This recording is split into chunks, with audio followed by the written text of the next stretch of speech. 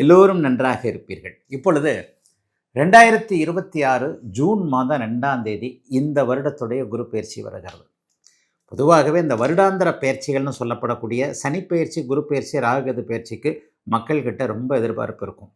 சனி பயிற்சின்றது 2.5 வருஷத்துக்கு ஒரு தடவை, ராகுகேது பயிற்சின்றது 1.5 வருஷத்துக்கு ஒரு தடவை. அதாவது சனி பயிற்சியை மாதிரி கொஞ்சம் கம்மி, 18 மாதத்துக்கு ஒரு தடவை ராகுகேது பயிற்சி. இந்த குரு பயிற்சி 12 மாதங்கள் அல்லது 13 மாதங்கள், அதாவது ஒரு வருடத்திற்கும் கொஞ்சம் ஒரு 4 நாட்கள் 10 நாட்கள் மேலாக இருக்கக்கூடிய அமைப்பு.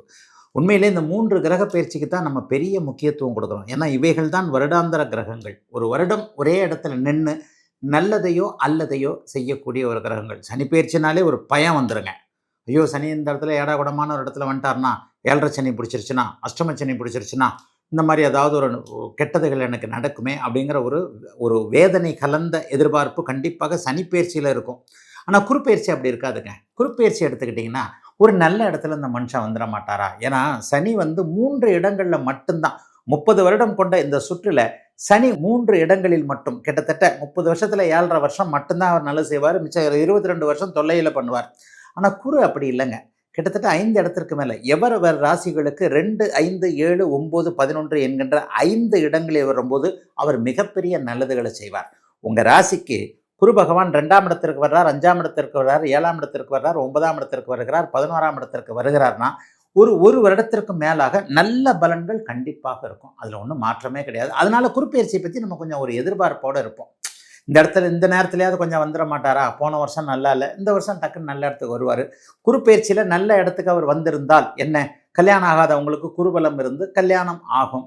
பணம் இல்லாதவர்களுக்கு பணம் கொடுக்கக்கூடிய அமைப்பு, புத்திரபாக்கியம் கிடைக்காதவர்களுக்கு புத்திரபாக்கியம் இருக்கக்கூடிய அமைப்பு, வாழ்க்கையில் சோதனை வேதனையாகவே பார்த்திருக்கிறேன் என்கின்ற அவரவருடைய வயதிற்கேற்றாற் போல மனதில் இருக்கக்கூடிய உடலில் இருக்கக்கூடிய வேதனை சோதனைகள் எல்லாவற்றையும் அப்படியே டக்குன்னு மாற்றக்கூடிய அமைப்பு இந்த குரு பயிற்சிக்கு உண்டுங்க. அதனால தான் அந்த குரு பயிற்சி நமக்கு நல்லதை செஞ்சிடாதான்ற நிறைய பேருடைய ஏக்க அமைப்புகளில் கண்டிப்பாக இருக்கிறது. சரி, இந்த வருஷம் எப்போ குரு பயிற்சி நடக்குது? 2026ஆம் ஆண்டு ஜூனில் 2ஆம் தேதி, வருகின்ற ஜூன் மாதம் 2ஆம் தேதி இந்த வருடத்துக்கு குரு பயிற்சி நடக்குது. மகரம், மீனம், விருச்சிகம் ஆகிய ராசிகளுக்கு மிகப்பெரிய நல்ல மாண்புகளை தன்னுடைய பார்வையின் மூலமாக செய்ய போகிறார். இப்போது மேஷம் முதல் மீனம் வரையிலான 12 ராசிக்காரர்களுக்கு எப்படிப்பட்ட அமைப்புகள் இருக்கும் என்பதை இப்போது பார்த்து விடலாம். ரிஷப ராசிக்காரர்களுக்கு இதுவரைக்குமே 2ஆம் இடத்துல வலுவான அமைப்புல இருந்தவர் இப்போது 3ஆம் இடத்திற்கு மாறி இருக்கிறார். 3ஆம் இடத்திற்கு மாறுறவர் 7, 9, 11 ஆகிய ஒரு நல்ல 3 இடங்களை பார்ப்பார். உண்மையில குருவின் மாற்றத்தில் குருவின் இருப்பை விட குருவின் பார்வை அமைப்புகளுக்கு தான் வெகு நல்ல பலன்கள் உண்டு. ஆக என்ன நடக்கும்? இது வரைக்குமே கல்யாணம் ஆகாதவர்கள் எல்லாருக்குமே கல்யாணம் ஆக போகிற அமைப்பு ஜூன் மாதம் 2ஆம் தேதிக்கு பிறகு உடனடியாக ஆரம்பிக்கும். இளைய பருவத்தினர், திருமணம் ஆகாமல் இருப்பவர்கள் எல்லாருக்குமே இந்த வருட இறுதிக்குள்ளேயே திருமணம் ஆகக்கூடிய தன்மை, திருமண உறுதிகள், நிச்சயார்த்தம் அமையக்கூடிய அமைப்புகள் ரிஷபராசிக்காரர்கள் எல்லாருக்குமே உண்டு. இதில் இன்னும் ஒன்று ஸ்பெஷலாக சொல்லணும். ஃபஸ்ட்டு மேரேஜ்லாம் நடந்ததுங்க, 3 மாதத்தில் அப்படி ஆகிப்போச்சு, 4 மாதத்தில் இப்படி ஆகிப்போச்சு. டிவோர்ஸ்க்காக கோர்ட்டில் இருக்குது. அந்த கோர்ட்டு உங்களுக்கு சாதகமாக இருக்கக்கூடிய தன்மை, அல்லது ஃபஸ்ட்டு மேரேஜ் கொஞ்சம் எனக்கு சரியாக இப்படி ஆகி அப்படி ஆகி முடிஞ்சு போச்சு. அதே நேரத்தில் 2வது மேரேஜுக்காக செய்கிறதுக்கு தயக்கமாக இருக்குது, பயமாக இருக்குதுன்றவங்களுக்கு அதற்கான சில அமைப்புகள் உருவாகக்கூடிய அமைப்பு, 2வது திருமணம் நன்றாக இருக்கக்கூடிய சூழல் என அனைத்தும் நன்றாக இருக்கக்கூடிய அமைப்புகள் உண்டு. நண்பர்களின் மூலமாக லாபங்கள் இருக்கும். இன்னும் சிறப்பாக சொல்லணும்னா அந்நிய இன மத மொழி பேசுகின்ற நண்பர்களின் மூலமாக கூட்டு தொழில்கள் அமைவது, அந்த கூட்டு தொழில்களின் மூலமாக லாபங்கள் இருக்கக்கூடிய அமைப்புகள். வேலையை விட்டுறலாமா நினச்சவங்க எல்லாருக்குமே அதை தாராளமாக விடலாம். விட்டாலும் நீங்கள் ஒன்றும் பெரிய அளவில் கெட்டு போயிட மாட்டீங்க. உங்களுக்கு நல்லவைகள் நடக்கும் என்கின்ற அத்தனை அமைப்புகளும் உருவாகக்கூடிய இனிய நல்ல இந்த குரு பயிற்சியாக இந்த ரிஷபராசிக்காரர்கள் எல்லாருக்குமே இந்த குரு பயிற்சி அமைதுங்க. அப்பாவை பற்றி கொஞ்சம் கவலைப்பட்டுக்கிட்டு இருந்தவங்க, அப்பாவுடைய தாத்தாவுடைய சொத்துக்களை அனுபவிக்க முடியாமல் இருந்தவர்கள், அல்லது பூர்வீக சொத்துக்கள் மேலே கொஞ்சம் தாவாக்கள் வழக்குகள் இருந்தவர்கள், அல்லது பூர்வீகத்திற்கு திரும்பி வரணும்னு நினைக்கிறேன், அங்கே போகவே முடியல, வெளிநாட்டில் இருக்கிறேன், துபாயில் இருக்கிறேன், அரபு கண்ட்ரியில் இருக்கிறேன், சம்பாதிச்சது போரும்னு நினைக்கிறேன், என்னால் அங்கே போக முடியலன்னு நினச்சவங்க எல்லாருக்குமே இந்த வருடம் ஜூன் மாதம் 2ஆம் தேதிக்கு பிறகு நீங்கள் விரும்பியவாறு சில விஷயங்களை செய்யக்கூடிய அமைப்புகள் கண்டிப்பாக உண்டு. வியாபார பெருமக்கள் எல்லாருக்குமே மிகப்பெரிய லாபங்கள் இருக்கக்கூடிய அமைப்பு இந்த குரு பயிற்சி முழுமைக்குமே உண்டு. தொழில் நல்லாயிருக்கும். தொழிலில் கான்ட்ராக்ட் கேட்குறவங்க எல்லாருக்குமே அதற்கான கான்ட்ராக்ட் சைன் எல்லாம் ஆகக்கூடிய அமைப்பு. சிலருக்கு அரசாங்க அனுமதிகள் கிடைக்கக்கூடிய தன்மை. குடும்பம் மேலோங்கி ஒற்றுமையாக இருக்கக்கூடிய அமைப்பு. குடும்பத்தில் இந்த பிரிவினை, பாகப்பிரிவினை, ஷேரை பிரிச்சுக்கிட்டு தனியாக போயிடலாம், அண்ணன் தம்பி உறவே வேண்டாம், அங்கே போயிடலாம் இங்கே போயிடலாம், தனி கொடுத்து நம்ம போயிடலான்னு மாமியார் மருமகள் சண்டை, மாமனார் மருமகன் சண்டை, இந்த மாதிரியான விஷயங்களில் கொஞ்சம் ஒரு மாதிரி கோபதாபங்கள் இருந்திருப்பீங்க இல்லையா?